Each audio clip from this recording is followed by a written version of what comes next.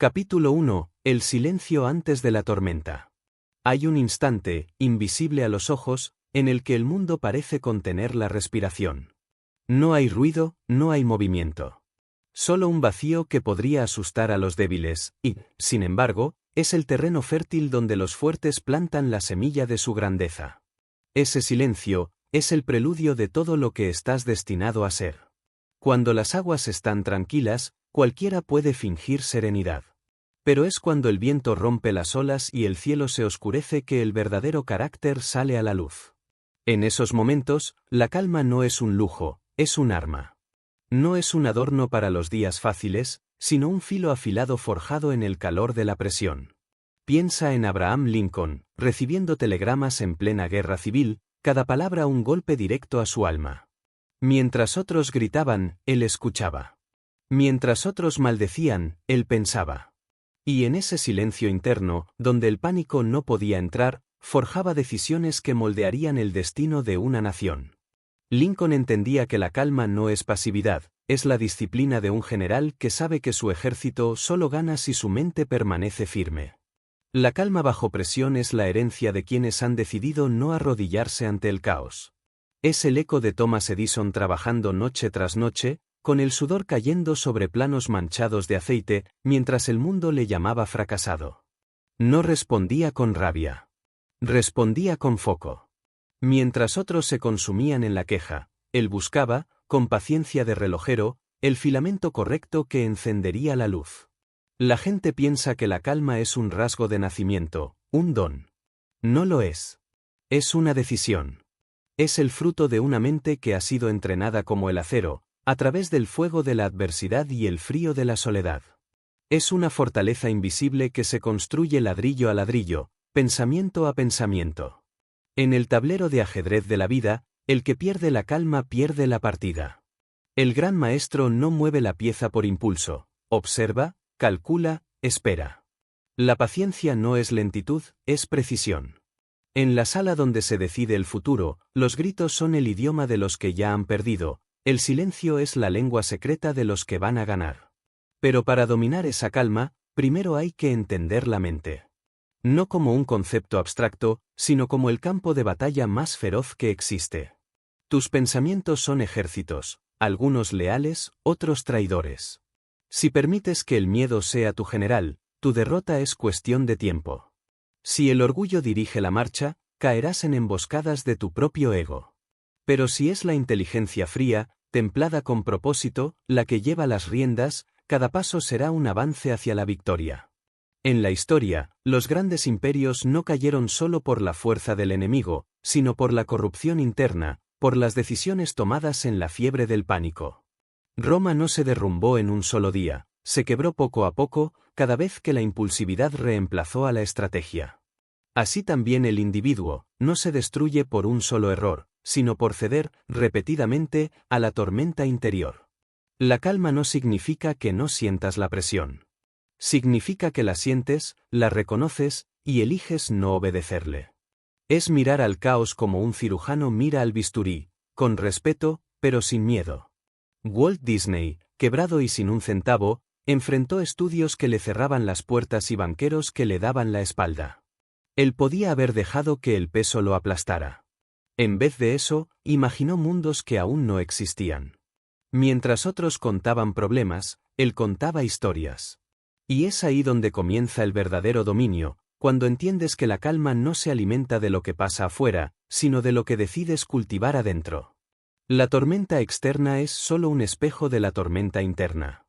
Si conquistas esta última, la primera se convierte en ruido de fondo. No te engañes, dominar tu mente no es un acto de un día. Es una guerra perpetua.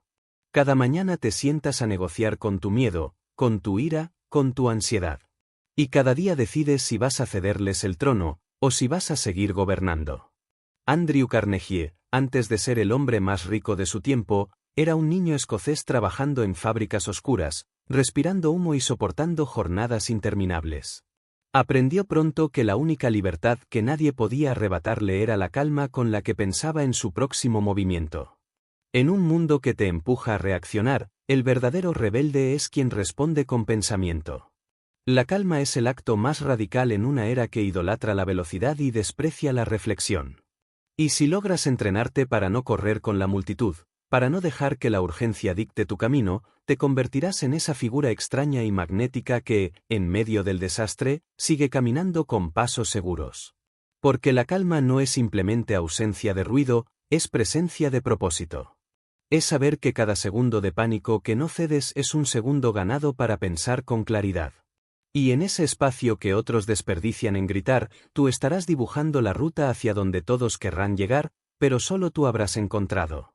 Y así, en el silencio antes de la tormenta, nace el dominio de la mente. Un dominio que no se exhibe con palabras grandilocuentes, sino con acciones precisas. Que no busca ser visto, pero que, cuando se manifiesta, cambia el rumbo de todo lo que toca. Porque en el momento en que mantienes la calma, ya has ganado la mitad de la batalla. Capítulo 2. El arte de pensar bajo presión. La presión no es un enemigo al que se derrota eliminándolo, sino una fuerza que debe ser comprendida y convertida en aliada, porque lo que para unos es una carga insoportable, para otros es un catalizador que despierta partes dormidas de su potencial, y si observas la historia verás que los momentos decisivos de la humanidad no ocurrieron en días tranquilos, sino en aquellos instantes en los que todo parecía derrumbarse, cuando el tiempo era corto, los recursos escasos y la esperanza una luz débil que amenazaba con extinguirse. Es ahí donde aparece la verdadera inteligencia, no como un destello repentino, sino como la capacidad de detener el impulso de reaccionar por instinto y reemplazarlo por la deliberación calculada de una mente que ve más allá del momento presente. Cuando Napoleón planificaba sus campañas, no siempre contaba con la ventaja numérica ni con las mejores posiciones, pero entendía que un comandante que cede su pensamiento al pánico se convierte en un prisionero de las circunstancias, y por eso, en medio de la tensión, hablaba despacio, movía las piezas del mapa con calma y analizaba no lo que sus enemigos hacían, sino lo que querían lograr, porque en la guerra, como en la vida, el que comprende la intención domina la situación y eso requiere un control absoluto de la mente, incluso cuando todo alrededor grita que no hay tiempo. Piensa en Henry Ford, enfrentando la incredulidad de toda una industria que consideraba imposible que un automóvil pudiera ser producido en masa de forma asequible, mientras otros ingenieros discutían y se estancaban en problemas técnicos, él visualizaba el sistema completo, el flujo de cada pieza, el ritmo de cada trabajador. Y en vez de dejar que la presión de las expectativas le doblegara, la usó como una razón para perfeccionar su método hasta que la línea de montaje se convirtió en una revolución. Eso no fue fruto de un arrebato de genio, sino del control mental que permite observar cada obstáculo como una ecuación que puede resolverse. La presión desnuda la mente humana de sus adornos y la reduce a su esencia. Ahí no hay tiempo para máscaras ni para discursos elaborados, y por eso muchos se derrumban, porque nunca entrenaron la fortaleza de pensamiento para sostenerse en el filo de la navaja, y es que mantener la calma no significa cerrar los ojos ante el peligro, sino mirarlo con frialdad y preguntarse, ¿qué está realmente bajo mi control y qué no? Y en esa pregunta se encuentra una de las armas más poderosas que cualquier persona puede empuñar, porque separar lo que depende de ti de lo que no, en medio de la tormenta, es lo que impide que te ahogues en un mar de ruido. En la Segunda Guerra Mundial, Winston Churchill soportaba la presión de un imperio en llamas, con ciudades bombardeadas, con aliados debilitados y enemigos ganando terreno. Habría sido fácil ceder al desespero y tomar decisiones apresuradas para aplacar el miedo colectivo, pero entendió que su mayor contribución no era simplemente coordinar ejércitos, sino mantener una visión clara que sostuviera la moral de su pueblo, porque cuando el líder pierde la cabeza, la nación pierde el rumbo, y así. Bajo el peso de responsabilidades que habrían aplastado a cualquiera, se aferró a la calma como a un timón en mitad de un mar embravecido. La presión es también un espejo implacable que te muestra quién eres de verdad. Puedes pensar que eres fuerte hasta que el mundo aprieta su peso sobre ti y no te deja respirar, y entonces descubres si tu fuerza era real o solo un concepto bonito que repetías para sentirte mejor. Y por eso la calma en momentos extremos no se construye en esos mismos momentos, sino mucho antes. En la repetición constante de decisiones pequeñas en las que eliges pensar antes de actuar, en la disciplina de entrenar tu mente para no ceder al impulso, igual que un soldado no aprende a mantener la línea el día de la batalla, sino en meses y años de entrenamiento bajo el sol y el frío. Cuando estás bajo presión, la mente busca atajos, quiere escapar del malestar, quiere resolver rápido para quitarse el peso de encima, pero ahí es donde la mayoría fracasa, porque confunden velocidad con eficacia y se lanzan a soluciones inmediatas que solo crean problemas más grandes. La mente entrenada, en cambio, entiende que la presión no es una señal para acelerar, sino para afinar, como un violinista que, antes de tocar la nota final en una sala llena, se detiene un segundo más para ajustar la cuerda, porque sabe que ese segundo extra puede marcar la diferencia entre una ejecución mediocre y una obra inmortal. Así que, si quieres dominar tu mente bajo presión, debes comprender que no se trata de huir de la intensidad, sino de sumergirte en ella con una estructura interna tan sólida que no importa cuán alto suba la marea, tus cimientos seguirán intactos, y eso solo se logra cultivando una mente que priorice la claridad sobre la velocidad, la visión sobre la reacción y la estrategia sobre el instinto, porque en última instancia, quien piensa mejor gana, incluso si tiene menos recursos, menos tiempo y menos apoyo. Capítulo 3. La claridad como arma invisible.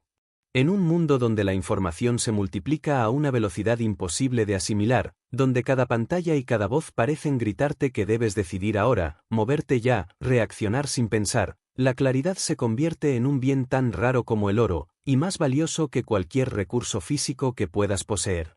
Porque la claridad es lo que separa a quienes actúan con un propósito definido de quienes simplemente se dejan arrastrar por la corriente, y aunque la mayoría cree que la claridad es un estado mental que llega por sí mismo, como una niebla que se disipa con el tiempo, la verdad es que es el resultado de un trabajo interno deliberado, forjado en la disciplina de filtrar lo esencial de lo accesorio, lo real de lo imaginado, lo que puedes cambiar de lo que no depende de ti.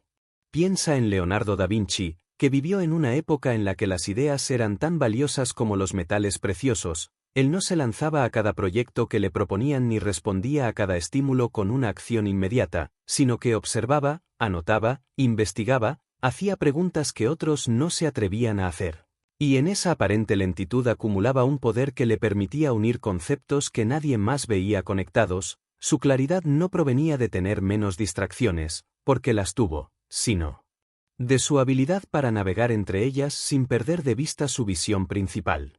La claridad no es un regalo que la vida concede, es un arma que se forja en la resistencia a la confusión, y esa resistencia no se entrena en momentos de paz, sino en los días en que las voces internas y externas quieren arrastrarte en direcciones opuestas. Es ahí donde debes obligarte a parar, a observar la situación con la frialdad de un astrónomo que mide el movimiento de las estrellas, porque en la inmensidad del universo, un solo grado de error en la trayectoria puede significar no llegar nunca al destino, y lo mismo ocurre en la vida. Una decisión tomada en niebla mental puede desviarte años de tu propósito. Andrew Carnegie, antes de construir su imperio del acero, no tomaba decisiones basadas únicamente en oportunidades inmediatas, se entrenó para analizar con precisión matemática cada inversión, cada socio, cada paso, y cuando todos corrían hacia una nueva tendencia, él se preguntaba si esa tendencia estaba alineada con su visión de largo plazo. Esa disciplina para filtrar lo que parecía urgente pero no era importante le permitió evitar trampas en las que muchos de sus competidores cayeron, y ese es el verdadero valor de la claridad, protegerte de tus propias prisas y del contagio del entusiasmo colectivo que tantas veces es preludio de una caída.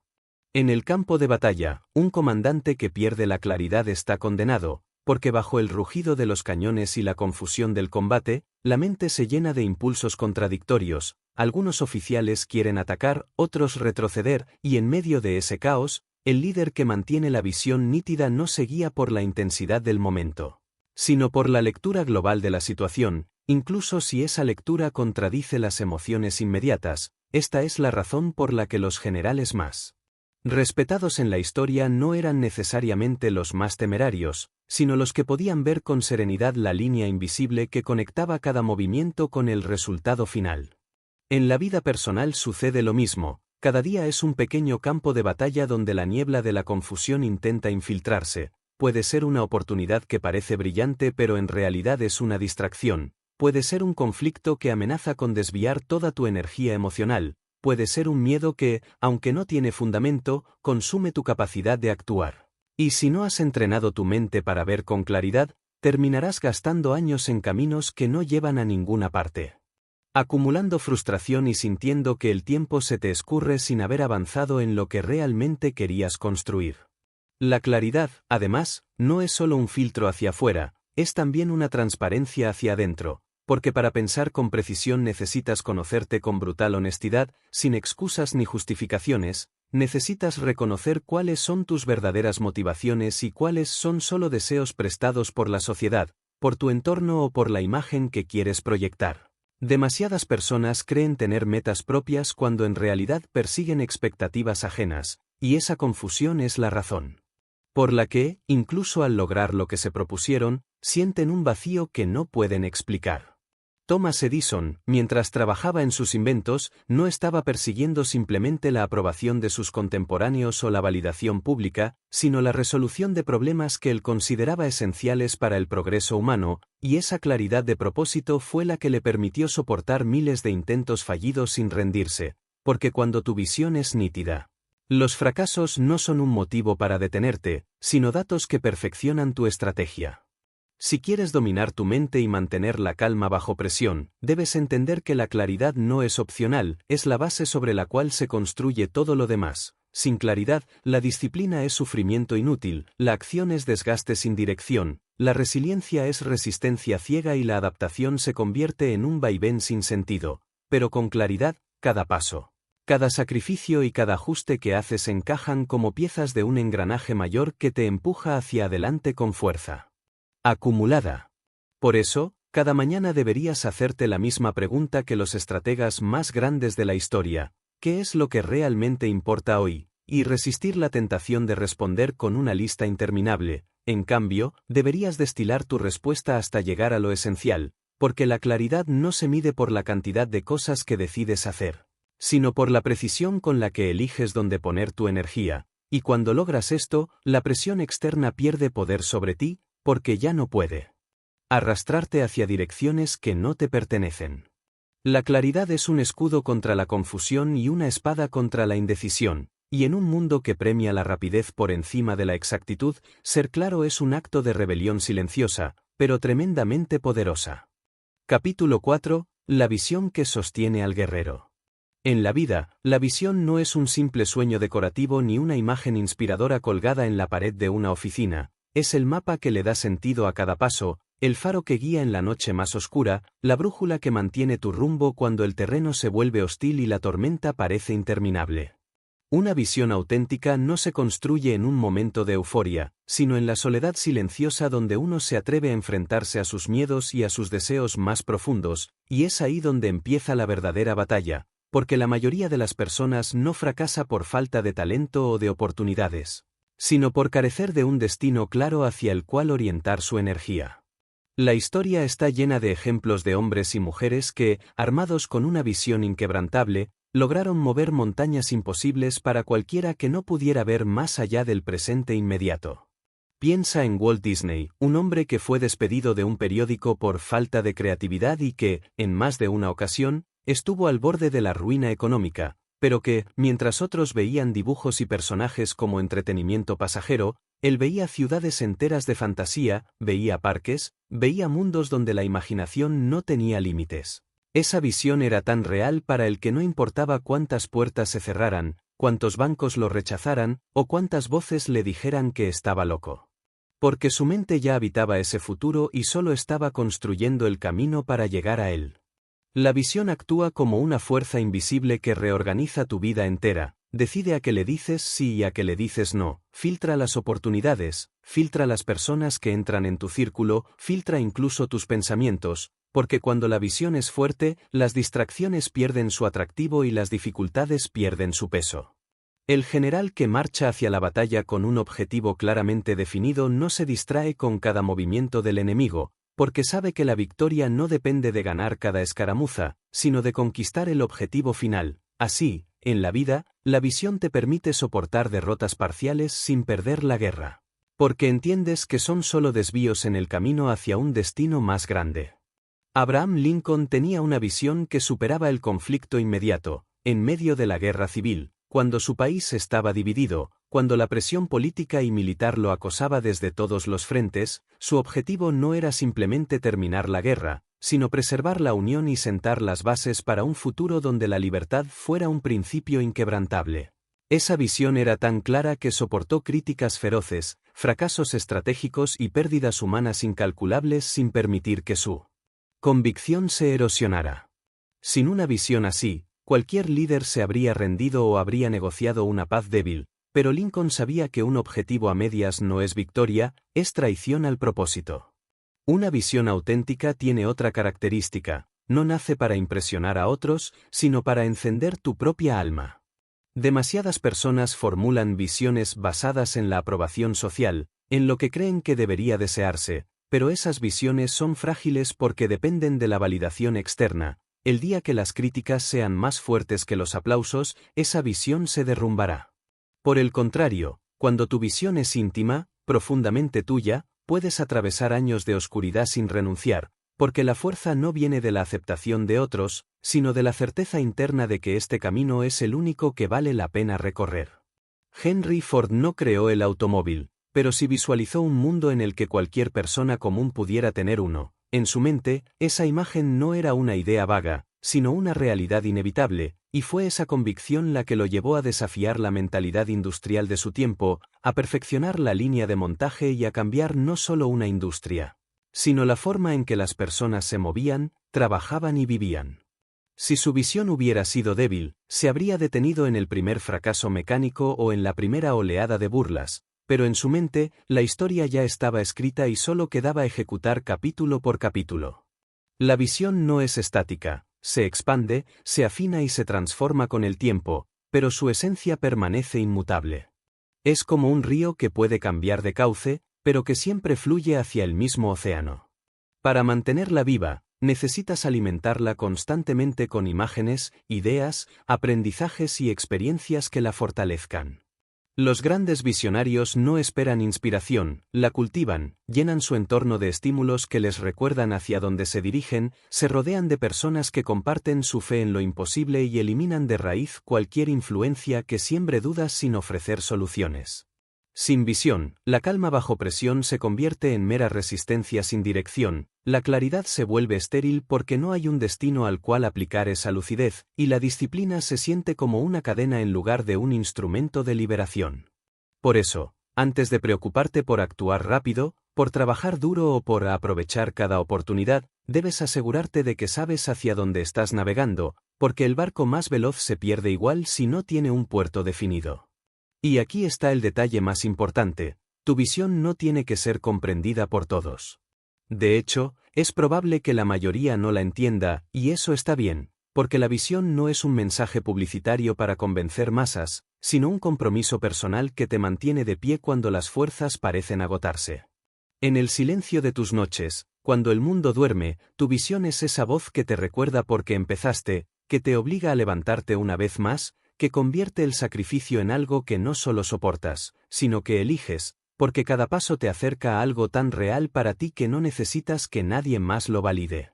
Por eso, cuando las tormentas se intensifiquen y las presiones intenten desviar tu camino, no te aferres a promesas vacías ni a motivaciones pasajeras, aférrate a la visión, porque ella es la única fuerza capaz de alinear la calma, la claridad y la acción en una misma dirección. Quien camina con visión no camina solo, camina acompañado por el futuro que ya ha visto y que, inevitablemente, se convertirá en presente. Capítulo 5. El propósito, la fuerza que no se quiebra. La visión es la imagen de un destino, pero el propósito es la energía que te impulsa a caminar hacia él incluso cuando el camino es oscuro, incierto y doloroso. Puedes tener la visión más clara del mundo, pero si careces de propósito, en el primer gran obstáculo tu voluntad se desmoronará como un castillo de arena bajo una ola.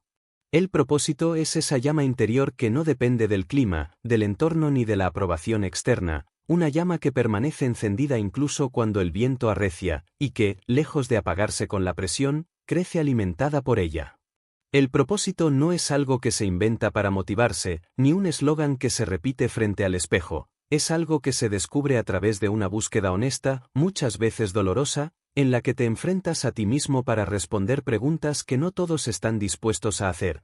¿Qué es lo que, incluso si todo lo demás fallara, seguirías haciendo? ¿Qué causa es tan importante que estarías dispuesto a pagar su precio sin garantías de éxito? ¿Qué meta te hace sentir que la vida tendría menos sentido si no la persiguieras? Estas preguntas son incómodas porque te obligan a mirar más allá de las recompensas inmediatas y a confrontar la verdad de tus prioridades.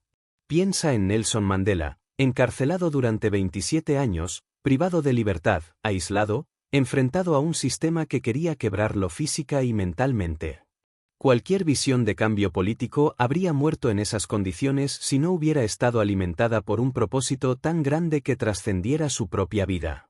Mandela no luchaba solo por su libertad personal, sino por la dignidad y la igualdad de un pueblo entero. Ese propósito le dio la fuerza para soportar décadas de encierro sin convertirse en un hombre amargado o resentido, y le permitió salir de prisión con la claridad y la calma necesarias para liderar un proceso de reconciliación en lugar de venganza. El propósito es lo que separa al trabajador que cumple horarios por obligación del creador que convierte cada jornada en un paso hacia algo más grande que él.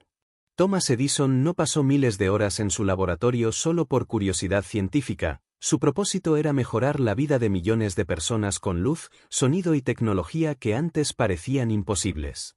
Cuando se entiende el propósito, la perseverancia deja de ser un acto de heroísmo ocasional y se convierte en un hábito inevitable, porque cada esfuerzo, por pequeño que parezca, tiene sentido dentro de un todo mayor.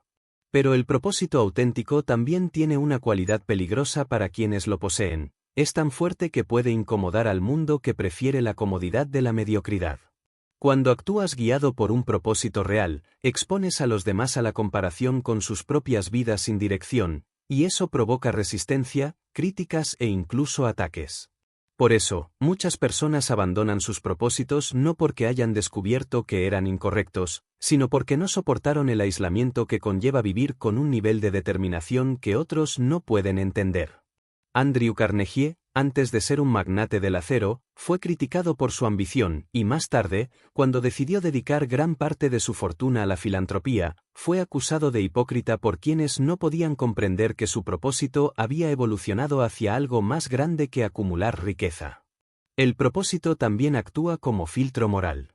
Cuando tienes claro por qué haces lo que haces, las tentaciones de tomar atajos pierden su poder. Un propósito sólido no solo te dice qué caminos tomar, sino también qué caminos rechazar, incluso si parecen más fáciles o más rápidos.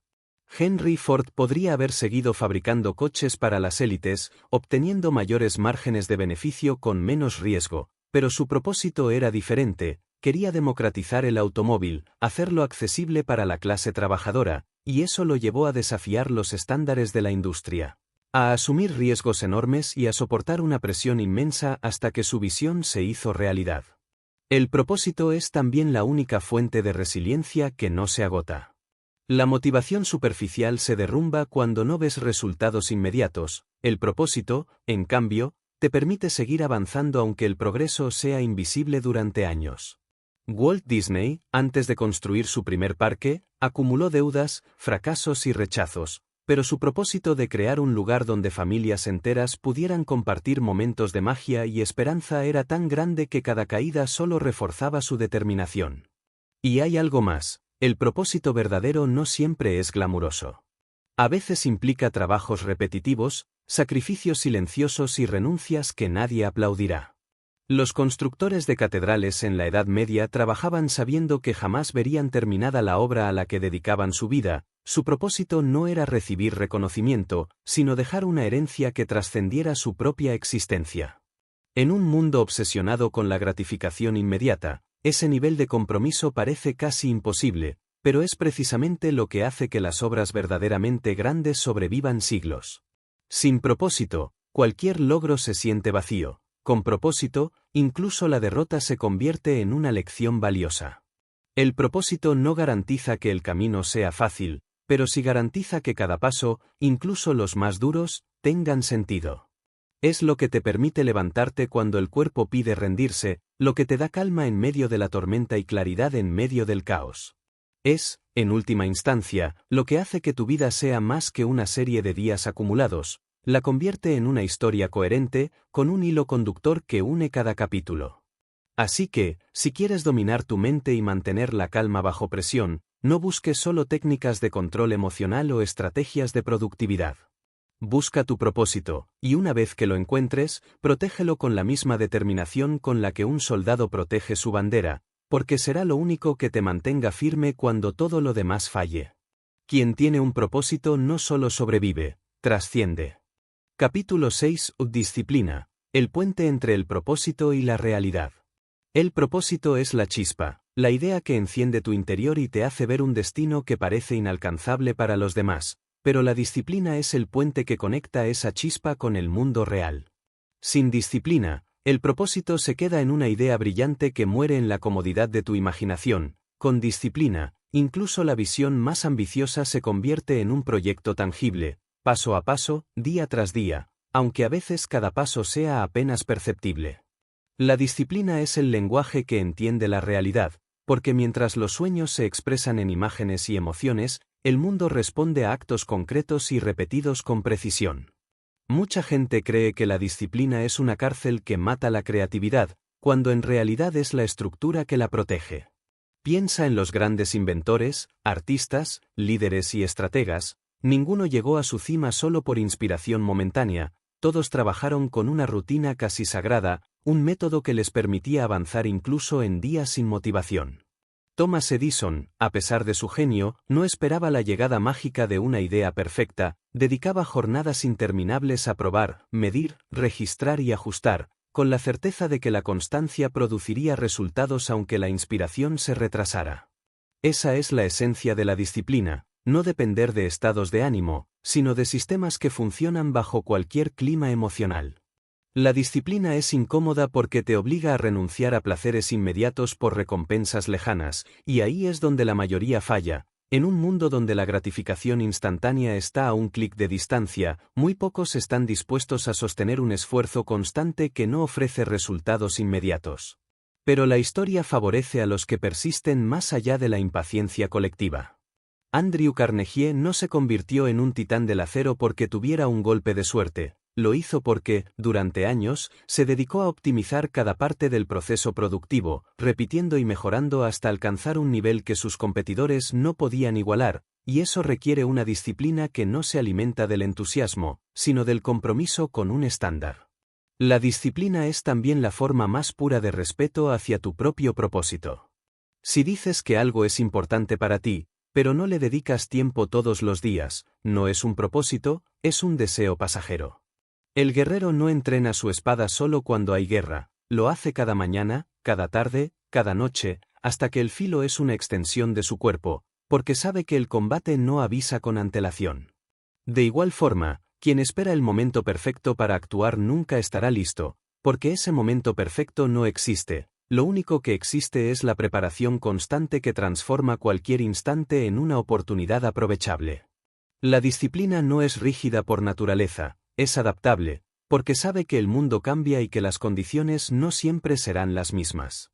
Henry Ford no mantuvo una única forma de fabricar coches, ajustó, perfeccionó y reinventó su línea de producción conforme aparecían nuevos desafíos. La clave está en que la disciplina no significa repetir exactamente lo mismo para siempre, sino mantener un compromiso inquebrantable con la mejora continua. Disciplina es levantarte cada día para construir, aunque tengas que cambiar las herramientas o el método. Pero hay un punto crucial que muchos olvidan: la disciplina se entrena, no se hereda. No es un rasgo genético, es un músculo mental que crece con el uso. Al principio duele, cansa y parece imposible, pero como cualquier músculo, cuanto más lo ejercitas, más natural se vuelve. Lo que hoy requiere un esfuerzo titánico, mañana será un hábito automático. Walt Disney, en los años en que intentaba sostener su pequeño estudio de animación, trabajaba con horarios extenuantes, con presupuestos mínimos, y aún así mantenía una rutina estricta para producir contenido de calidad. Esa disciplina no solo lo mantenía a flote, sino que le permitía estar preparado para el día en que su oportunidad más grande tocara a la puerta.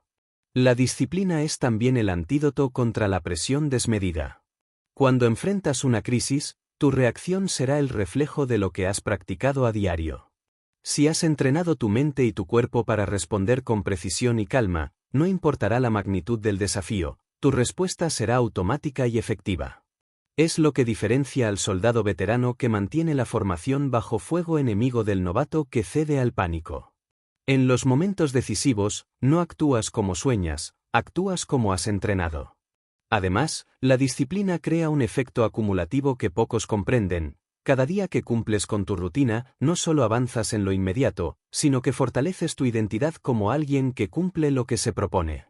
Ese cambio de identidad es el verdadero tesoro, porque una vez que te ves a ti mismo como una persona disciplinada, romper tu propia cadena de constancia se siente como una traición personal, y eso te impulsa a seguir incluso cuando la motivación desaparece por completo. La disciplina también tiene un componente invisible, es un mensaje silencioso al mundo de que vas en serio. Los demás pueden no entender tu propósito, pueden no compartir tu visión, pero cuando te ven actuar con constancia implacable, empiezan a respetarte aunque no estén de acuerdo contigo. Y ese respeto, aunque no lo busques, abre puertas y genera oportunidades que nunca habrías imaginado. Los grandes acuerdos, las alianzas estratégicas y las colaboraciones históricas no suelen surgir de charlas inspiradoras, sino de la observación paciente de una trayectoria que demuestra que la persona no abandona su camino. Por eso, si quieres transformar tu propósito en una realidad, deja de preguntarte cuándo llegará el momento perfecto o si tienes todo lo necesario para empezar. Empieza con lo que tienes, donde estás, y conviértelo en un sistema que puedas repetir todos los días. La disciplina es como el agua que, gota a gota, perfora la roca. Al principio, nada parece cambiar, pero con el tiempo, incluso la piedra más dura cede ante la constancia. En última instancia, la disciplina es la prueba definitiva de que tu propósito no es solo una idea bonita para inspirarte, sino un compromiso real con tu propia vida. El mundo no recompensa a quienes sueñan de forma intermitente, sino a quienes trabajan de forma inquebrantable. Y cuando tu disciplina se alinea con tu propósito, la distancia entre lo que imaginas y lo que vives empieza a cortarse hasta que, un día, te das cuenta de que aquello que una vez fue un sueño ahora es tu realidad. Capítulo 7. La acción masiva y estratégica, golpear con fuerza y con precisión. La disciplina te da la estructura, pero no basta con estar preparado, el momento decisivo llega cuando esa preparación se convierte en acción, y no en cualquier acción, sino en una acción masiva, enfocada y estratégica. Porque la historia no recuerda a los que estuvieron listos y nunca se movieron, sino a los que, cuando el tiempo se volvió crítico, dieron pasos tan contundentes que el mundo tuvo que reaccionar. La acción masiva no significa moverse sin descanso ni correr en todas direcciones, significa concentrar toda tu energía en un punto preciso, como un rayo que, en el instante exacto, descarga toda su potencia sobre el objetivo. En el ajedrez, el jugador mediocre mueve muchas piezas para hacer algo, mientras que el maestro mueve pocas, pero cada movimiento cambia la partida. Lo mismo ocurre en la vida, puedes pasar años haciendo cosas y no avanzar ni un metro, o puedes actuar durante un año con una estrategia clara y lograr más que otros en una década. Henry Ford no se lanzó a fabricar 1000 modelos diferentes para impresionar al mercado, concentró sus recursos en un solo objetivo, el modelo T, un automóvil tan eficiente en su producción que revolucionó no solo la industria, sino la economía entera. Esa es la esencia de la acción estratégica, no dispersar tu fuego, sino concentrarlo hasta que se vuelva irresistible. Pero para actuar de manera masiva y precisa, primero tienes que entender que la acción no es algo que empieza el día que todo esté listo. Empieza cuando tienes lo suficiente para dar el primer paso, aunque sea imperfecto. Walt Disney no esperó a tener la tecnología perfecta para construir Disneyland, empezó con lo que tenía, sabiendo que las mejoras vendrían con el tiempo. Muchos fallan porque esperan condiciones ideales, sin darse cuenta de que esas condiciones son creadas por quienes se atreven a moverse en condiciones imperfectas. La acción masiva exige romper el miedo a exponerse al error. La mayoría se paraliza porque teme equivocarse, como si el fracaso fuera una condena definitiva, cuando en realidad es solo información para ajustar la estrategia. Thomas Edison, después de miles de intentos fallidos para crear la bombilla perfecta, no veía esos fracasos como pérdidas, sino como datos que lo acercaban a la solución.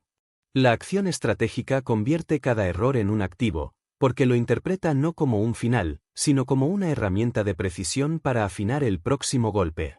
Hay otro principio esencial: La acción masiva no se mide solo en volumen, sino en intensidad y continuidad. Un arranque explosivo de trabajo seguido de semanas de inactividad no cambia la historia, lo que cambia la historia es una ofensiva sostenida, que golpea con fuerza y no deja espacio para que las circunstancias recuperen terreno. Andrew Carnegie, en la expansión de su imperio, no hizo una gran inversión y luego esperó a ver qué pasaba. Cada decisión era seguida por otra, y luego otra, manteniendo la inercia hasta que su posición era tan dominante que competidores y detractores ya no podían frenarlo. La acción estratégica también es un acto de lectura del terreno. No se trata de moverse por moverse, sino de identificar dónde está el punto de mayor impacto. Un ejército no lanza todos sus recursos en cualquier dirección, concentra su ofensiva en el lugar donde la victoria abrirá el resto del campo. Así también en la vida, no tienes que resolver todos tus problemas a la vez. Tienes que encontrar el punto exacto donde, si actúas con suficiente intensidad, desencadenas un efecto dominó que transforma todo lo demás. Esa capacidad de priorizar y enfocar es lo que convierte la acción en una fuerza arrolladora en lugar de un gasto inútil de energía. La acción masiva y estratégica también implica aceptar que no siempre tendrás control total sobre los resultados inmediatos. Esto no significa actuar a ciegas, sino actuar con la confianza de que el conjunto de tus movimientos, sostenidos y ajustados con inteligencia, generará un resultado acumulativo imposible de detener. El agricultor no controla la lluvia ni la temperatura exacta de cada día, pero controla la siembra, el riego, la preparación de la tierra, y sabe que si mantiene esas acciones, la cosecha llegará. Además, actuar de manera masiva te coloca en una posición donde las oportunidades empiezan a buscarte. El mundo responde a la acción, no a la intención. Las alianzas, las propuestas y las puertas que parecen cerradas suelen abrirse no ante las personas más capaces en teoría, sino ante las que ya están en movimiento. Napoleón decía que en el campo de batalla la moral y la decisión equivalen a 3 veces el número de soldados, porque un ejército que avanza con convicción desestabiliza incluso a un enemigo más grande. La acción masiva no es para los impacientes, porque requiere persistencia y ajustes continuos. Habrá momentos en que sentirás que avanzas sin resultados visibles, y es ahí donde la mayoría se detiene, pero quienes entienden que el verdadero impacto se acumula en silencio siguen golpeando, siguen empujando, hasta que la pared que parecía impenetrable se quiebra de golpe. Lo que desde fuera parece un éxito repentino es, en realidad, el resultado de cientos de golpes invisibles que se dieron mucho antes. Y hay un último componente que no puede olvidarse: la acción masiva y estratégica debe estar alineada con tu propósito y tu visión. Actuar sin esa alineación es como disparar un cañón sin apuntar, harás ruido, tal vez algún impacto, pero no cambiarás el curso de la batalla. Actuar con alineación, en cambio, convierte cada paso en parte de un plan maestro que te acerca inevitablemente a tu destino. Por eso, antes de moverte con fuerza, asegúrate de que sabes exactamente hacia dónde diriges esa fuerza. En definitiva, la acción masiva y estratégica no es solo moverte más que los demás, sino moverte mejor, con una intensidad que haga imposible ignorarte y con una precisión que haga inútil oponerse a ti. Es el momento en que la disciplina deja de ser preparación y se convierte en impacto real, en huellas visibles sobre el terreno de la historia. Y cuando actúas así, no eres tú quien persigue el cambio te persigue a ti. Capítulo 8. La gratitud como fuerza que expande tu poder. La mayoría habla de la gratitud como si fuera un gesto amable, un estado de ánimo pasajero que aparece cuando las cosas van bien o cuando alguien te ofrece algo valioso. Pero la gratitud, entendida por los grandes estrategas, visionarios y constructores de imperios, es mucho más que eso: es un arma silenciosa, un escudo mental, una fuente de energía que no depende de las circunstancias y que, bien utilizada, amplifica tu capacidad de actuar, de resistir y de ver con claridad incluso en los momentos más oscuros. Quien entiende la gratitud como estrategia sabe que no se trata de esperar a que la vida sea perfecta para apreciarla, sino de reconocer, incluso en la escasez, lo que tienes a tu favor. Es un acto de inteligencia, no de ingenuidad, porque el que solo ve lo que le falta se paraliza, y el que reconoce lo que ya tiene encuentra recursos ocultos para avanzar.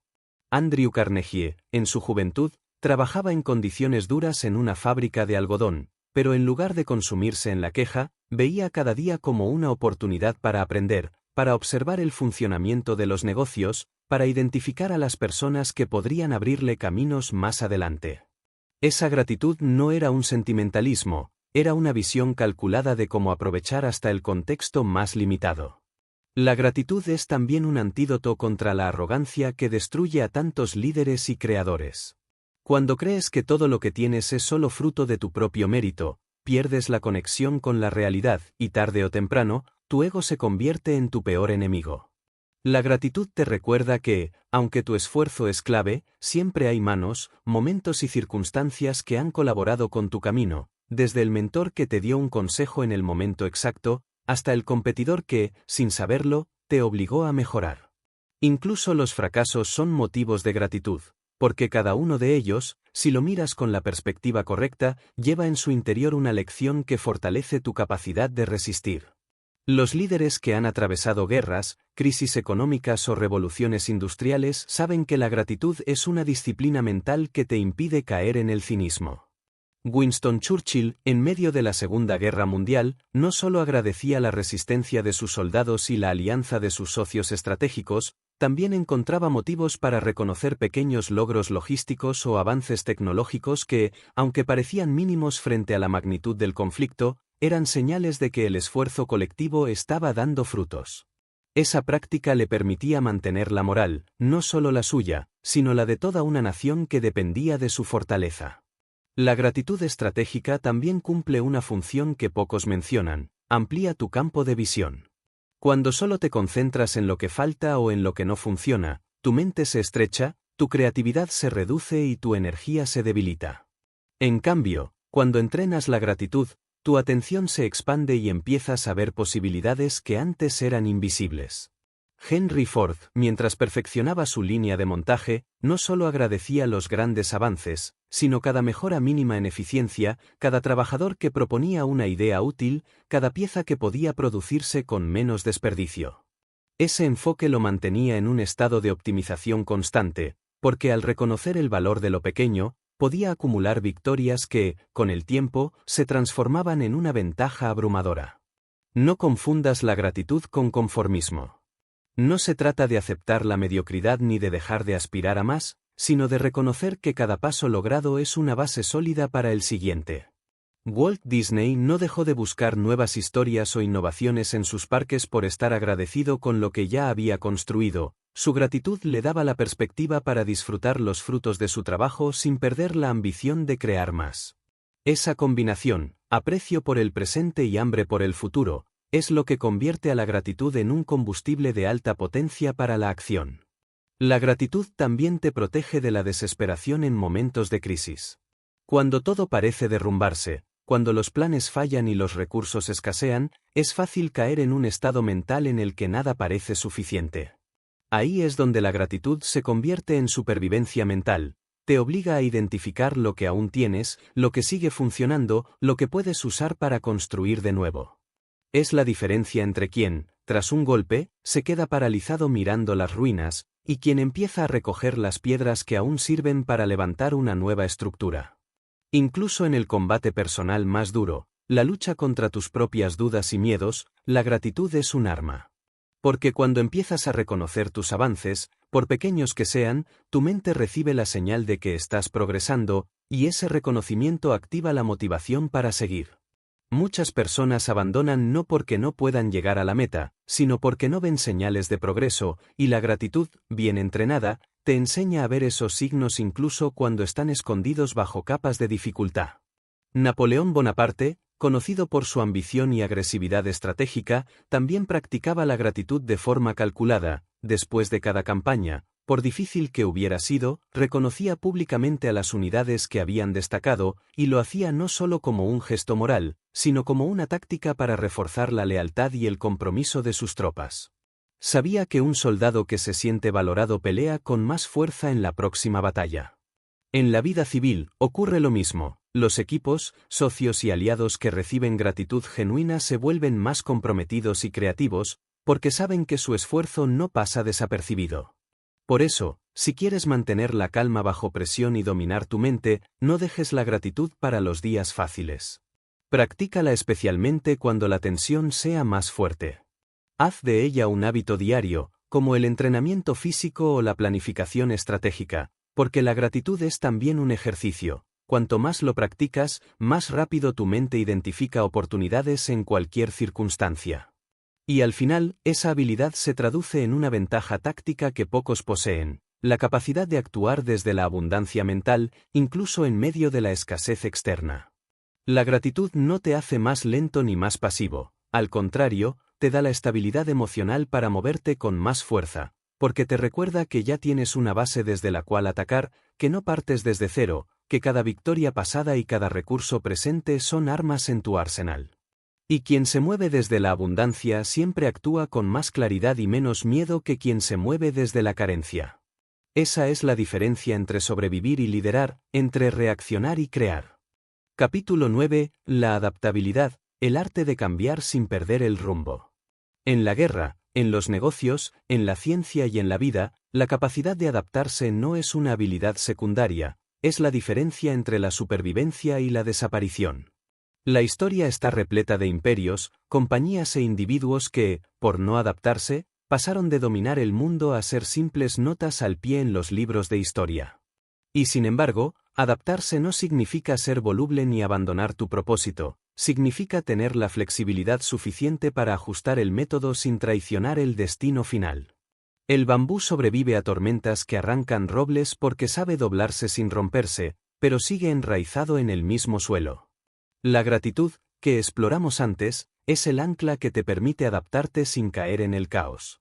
Cuando reconoces lo que ya tienes y lo valoras, no entras en pánico cuando algo cambia de forma repentina. En lugar de quedarte paralizado lamentando lo que perdiste, tu mente busca cómo aprovechar lo que aún queda.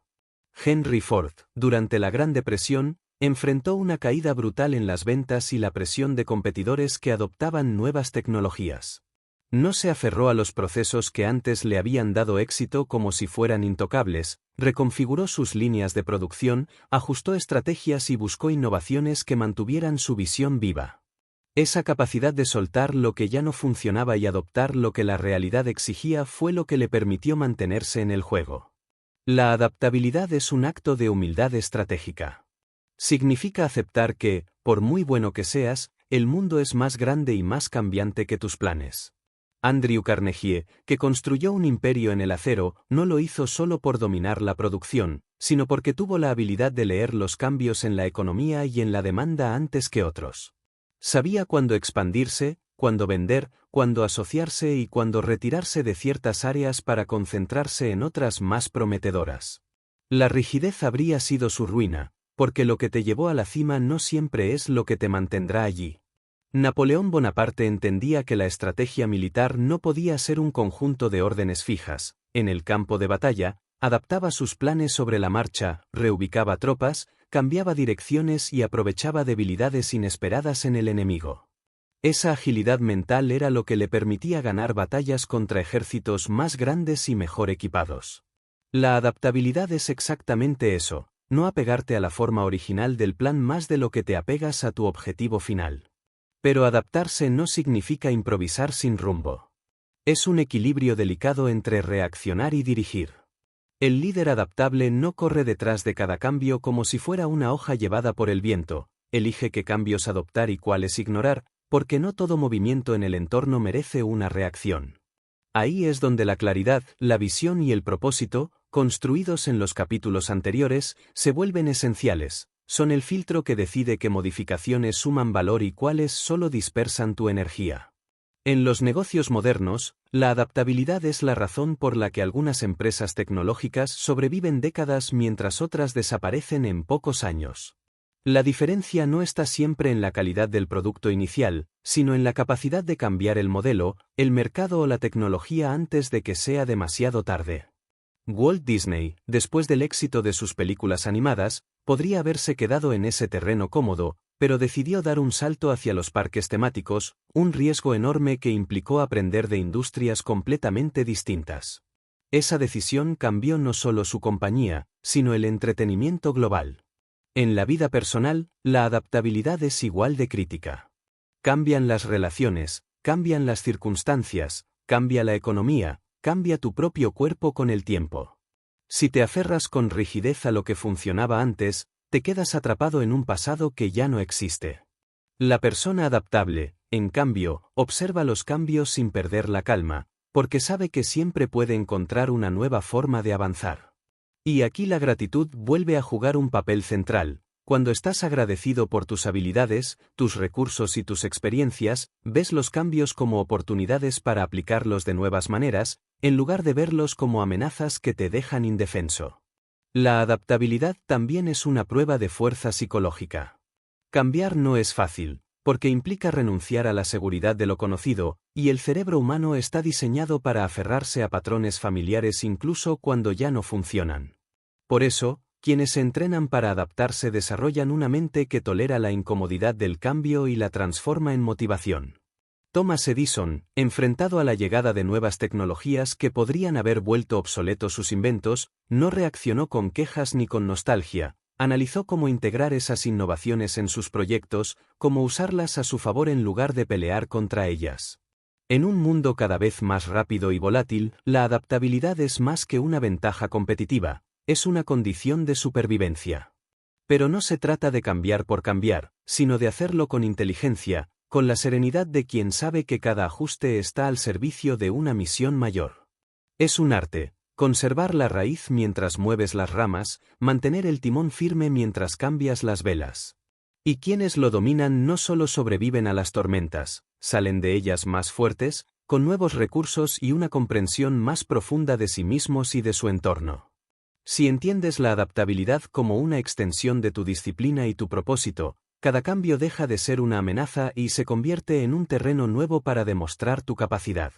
Los que se aferran a lo viejo ven el cambio como el fin, los que se adaptan lo ven como el comienzo de una nueva oportunidad. Y en ese juego de mentalidades, el resultado está decidido antes incluso de que empiece la próxima batalla. Capítulo 10. La resiliencia, volver a levantarse hasta que el mundo se rinda. Resiliencia. Una palabra que muchos usan con ligereza, como si se tratara de un simple no rendirse o de una actitud positiva ante la adversidad. Pero la resiliencia real, la que construye imperios y transforma vidas, es mucho más que resistir. Es la capacidad de absorber el golpe, adaptarte en pleno impacto, recomponerte mientras aún estás en el suelo y levantarte no solo igual que antes, sino más fuerte, más preparado y más peligroso para cualquier obstáculo futuro. La resiliencia es el arte de convertir cada derrota en materia prima para tu próxima victoria. El mundo no está diseñado para allanarte el camino. Por cada objetivo grande que te propongas, surgirán imprevistos, traiciones, fracasos y momentos en los que la lógica te diga que lo dejes. La resiliencia es esa fuerza silenciosa que responde, sigo. Abraham Lincoln perdió más elecciones de las que ganó antes de convertirse en presidente. Sufrió derrotas políticas humillantes, tragedias personales y una presión que habría destrozado a cualquiera, pero su capacidad de levantarse una y otra vez fue lo que lo convirtió en el líder que sostuvo a una nación en su momento más crítico. Lincoln entendía que la resiliencia no es aguantar pasivamente, es mantenerte en movimiento aunque el terreno esté lleno de escombros. La resiliencia también es un compromiso con tu futuro más allá de tu orgullo presente. Thomas Edison, después de cada uno de sus miles de experimentos fallidos, podría haberse refugiado en la excusa de que ya había hecho suficiente, de que el mundo no estaba listo o de que la tarea era imposible. Pero no lo hizo. Cada fallo le enseñaba algo, y cada lección lo acercaba al objetivo. La resiliencia no es un acto emocional, es una estrategia consciente, transformar el fracaso en información y la frustración en combustible. Walt Disney, antes de que su nombre fuera sinónimo de fantasía y éxito global, vivió la quiebra de su primer estudio, vio cómo le robaban personajes que él mismo había creado, y fue rechazado una y otra vez por productores que no creían en su visión. Cada uno de esos golpes habría sido suficiente para que alguien con menos resiliencia abandonara para siempre. Pero Disney no solo se levantó, aprendió a proteger sus creaciones, a negociar desde una posición más fuerte y a construir estructuras que le dieran independencia. Así, cada caída se convirtió en un refuerzo invisible para su siguiente ascenso. La resiliencia tiene un componente emocional que muchos subestiman, la capacidad de no volverte amargo. Resistir no sirve de nada si, al levantarte, tu corazón está corroído por el resentimiento o la desconfianza total. El verdadero resiliente no solo se reconstruye a sí mismo, sino que mantiene su capacidad de ver oportunidades, de confiar cuando es necesario y de actuar con la mente abierta. La amargura es una forma de rendición interna, incluso si por fuera sigues luchando. Por eso, la resiliencia requiere un dominio emocional tan alto como el físico o el estratégico. En el campo de batalla, la resiliencia es la diferencia entre un ejército que se reorganiza después de perder una posición y uno que, tras el primer retroceso, se desintegra. Napoleón sabía que una retirada bien gestionada no era una derrota final, sino una maniobra para reagrupar fuerzas y contraatacar. Lo mismo sucede en la vida, un revés no es un final si lo usas para reposicionarte. El problema es que la mayoría interpreta el dolor de la caída como una señal de que es hora de rendirse, cuando en realidad es la invitación a reforzar las partes de ti que aún son vulnerables. La resiliencia también se alimenta de la memoria. No olvides las veces que ya te has levantado, las veces que superaste lo que en su momento parecía insuperable. Esa memoria es un arsenal psicológico que te recuerda que, aunque la herida de hoy parezca insostenible, tienes un historial de victorias contra la adversidad. Henry Ford fue rechazado por inversores en sus primeros intentos de construir una compañía automotriz. Fracasó no una, sino 2 veces, antes de fundar la Ford Motor Company. Si se hubiera rendido después del primer o segundo golpe, habría pasado a la historia como un inventor prometedor que nunca logró nada grande. Resiliencia no significa ignorar el dolor.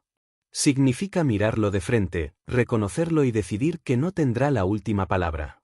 Andrew Carnegie trabajó desde niño en fábricas, en condiciones duras y sin garantías de progreso. Cada día podía haber sido una excusa para resignarse, pero en vez de eso, convirtió cada jornada en una oportunidad para aprender, para ahorrar y para construir contactos que, años después, le abrirían puertas. Su resiliencia no fue un acto heroico de un solo día, sino la suma de miles de pequeñas decisiones de no rendirse. Hay una verdad incómoda que debes aceptar: la resiliencia se forja en las caídas, no en las victorias. No puedes entrenarla leyendo sobre ella ni escuchando discursos, solo se desarrolla cuando la vida te golpea y decides levantarte. Por eso, aunque nadie lo desea, los momentos duros son los que más te preparan para un futuro de grandeza. Cada vez que te levantas, no solo recuperas tu posición, sino que te haces más difícil de derribar. Resiliencia es persistencia más aprendizaje. No basta con seguir intentando, tienes que ajustar, mejorar, encontrar nuevas rutas. El que repite los mismos errores mientras se enorgullece de no rendirse no es resiliente, es terco. El resiliente verdadero combina su capacidad de seguir con la inteligencia para cambiar lo que no funciona.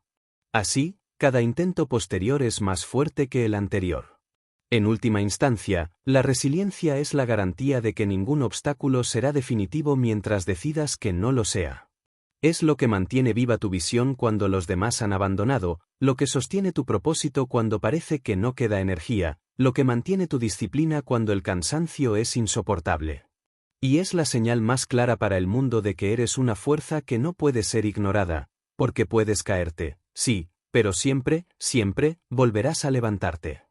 Capítulo 11. El aprendizaje perpetuo, evolucionar o ser superado. La resiliencia te permite levantarte una y otra vez, pero el aprendizaje perpetuo es lo que asegura que cada vez que te levantes lo hagas más fuerte, más rápido y más sabio. No basta con resistir. Si después de cada caída vuelves a la batalla con la misma estrategia, los mismos errores y la misma visión limitada, solo estás repitiendo un ciclo que acabará por agotarte. El aprendizaje perpetuo es el mecanismo que convierte tus experiencias en ventaja, tus errores en mapas y tus victorias en escalones hacia alturas aún mayores. El mundo no se detiene para que tú te pongas al día. Cada día, industrias cambian, tecnologías avanzan, mercados se transforman y las reglas del juego se reescriben. ¿Quién deja de aprender, incluso después de alcanzar la cima? Empieza un descenso silencioso que solo se nota cuando ya es demasiado tarde para remontar. Andrew Carnegie, incluso en la cúspide de su imperio del acero, seguía aprendiendo sobre nuevas técnicas de producción, tendencias económicas y relaciones internacionales, porque entendía que el poder no es estático, o lo alimentas con conocimiento y adaptabilidad o se marchita. El aprendizaje perpetuo no se trata de acumular datos sin propósito, se trata de adquirir y aplicar el conocimiento que te permita moverte con ventaja en un entorno cambiante. Thomas Edison no estudiaba por simple curiosidad, sino porque cada nuevo concepto, cada descubrimiento ajeno, podía ser una pieza en el rompecabezas de su próximo invento. Así, su laboratorio no era solo un espacio de trabajo, sino una máquina de aprendizaje constante. Cuando una idea fracasaba, en lugar de verla como un callejón sin salida, la analizaba como un laboratorio analiza un experimento. ¿Qué funcionó? ¿Qué falló? ¿Qué puedo probar ahora que antes no había considerado? La humildad es la base del aprendizaje perpetuo. Significa aceptar que, por mucho que sepas, siempre habrá algo que desconoces, y que lo que hoy es cierto mañana puede dejar de serlo. Henry Ford, después de revolucionar la producción en masa, se enfrentó a un mercado que cambiaba sus demandas. Podría haberse aferrado a su fórmula original, pero entendió que debía seguir aprendiendo de ingenieros, economistas y hasta competidores para no quedar obsoleto. El aprendizaje perpetuo exige esa mezcla de orgullo por lo logrado y humildad para reconocer que lo logrado no es suficiente para el mañana. El aprendizaje también es la base de la innovación real. Walt Disney no creó sus parques temáticos copiando lo que ya existía, estudió minuciosamente experiencias previas, observó ferias, atracciones y teatros, y se preguntó qué podía aprender de ellos para crear algo radicalmente distinto. El resultado fue un concepto que transformó para siempre la industria del entretenimiento. Así funciona el aprendizaje perpetuo, no absorbes información para acumularla, sino para transformarla en algo nuevo que sirva a tu propósito. En el campo de batalla, el aprendizaje es lo que separa al comandante que gana una batalla por suerte del que gana campañas enteras por estrategia. Napoleón estudiaba las victorias y derrotas de Alejandro Magno, Aníbal y Julio César no como piezas de museo, sino como manuales vivos que podían aplicarse, adaptarse o incluso reescribirse según la situación. Comprendía que la experiencia personal, por valiosa que fuera, siempre sería limitada comparada con el conjunto de lecciones que la historia ofrecía. Pero el aprendizaje perpetuo no es cómodo. Te obliga a cuestionar creencias que han sido tu base durante años, a reconocer que algunas de tus certezas más firmes han caducado, a abandonar métodos que te dieron éxito en el pasado pero que ya no funcionan. Ese proceso es incómodo porque ataca tu identidad, pero es exactamente esa incomodidad la que expande tus límites. El que solo aprende lo que confirma lo que ya cree no está aprendiendo, está reforzando su jaula mental. El aprendizaje perpetuo también requiere velocidad. No se trata solo de adaptarte, sino de hacerlo antes que la mayoría. En los negocios, el primero que detecta un cambio y actúa sobre él con precisión suele ser el que se lleva la mayor parte de la recompensa. Esto implica un flujo constante de observación, análisis y aplicación. No basta con saber algo, hay que implementarlo antes de que pierda relevancia. Además, aprender de forma continua no significa hacerlo solo de fuentes formales. Las lecciones más valiosas muchas veces provienen de la observación directa, de escuchar a personas en niveles distintos al tuyo, de analizar a tus rivales y de estudiar contextos ajenos a tu industria o a tu vida diaria. Un inventor puede aprender de un músico sobre ritmo y estructura, un líder militar puede aprender de un artesano sobre paciencia y precisión.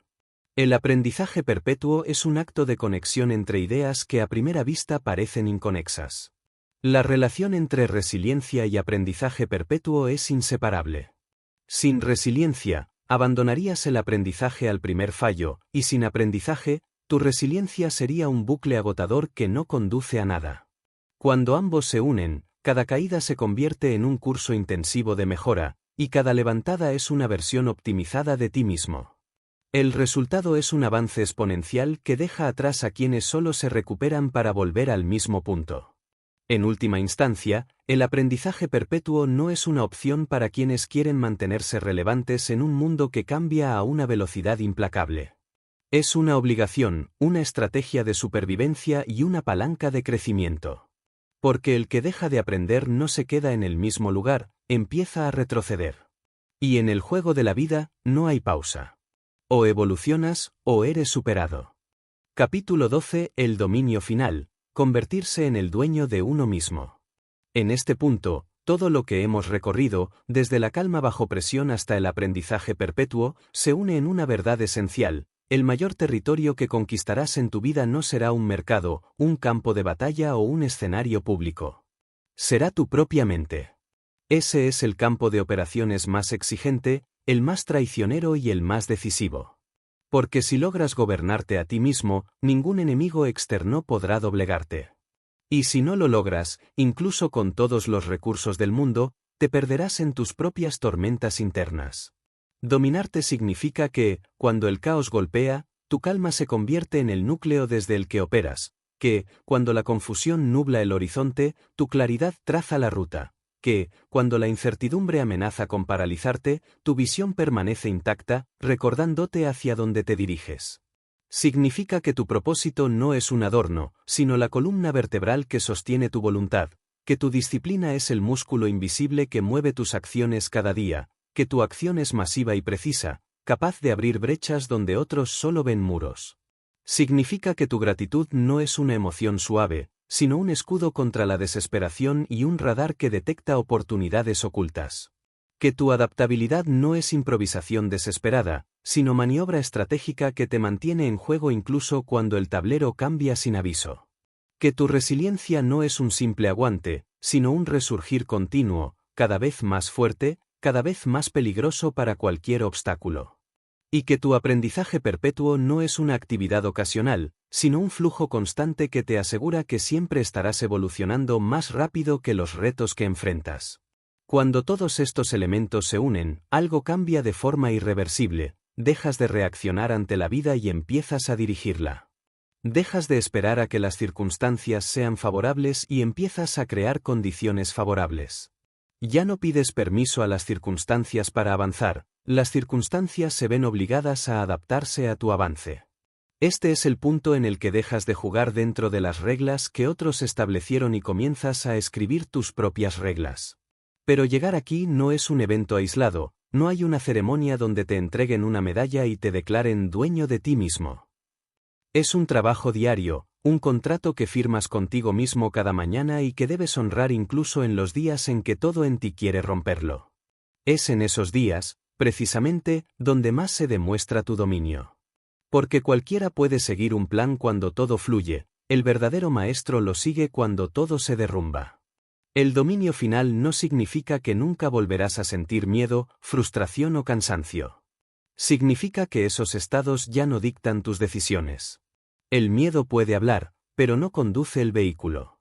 La frustración puede golpear la puerta, pero no la dejas entrar. El cansancio puede susurrar que te detengas, pero tú decides cuándo hacerlo. Este es el nivel en el que tu mente se convierte en un consejo de guerra donde tú eres el comandante, no el prisionero. Recuerda, el mundo se inclina ante aquellos que no se quiebran cuando todos los demás lo hacen.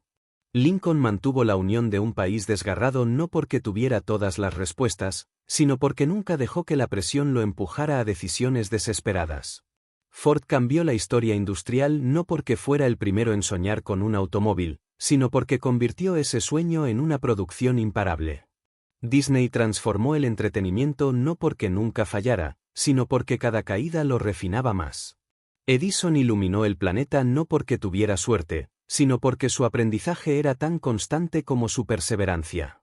Carnegie construyó un imperio no porque evitara las tormentas, sino porque aprendió a navegar en medio de ellas. Estos nombres no son solo leyendas de la historia.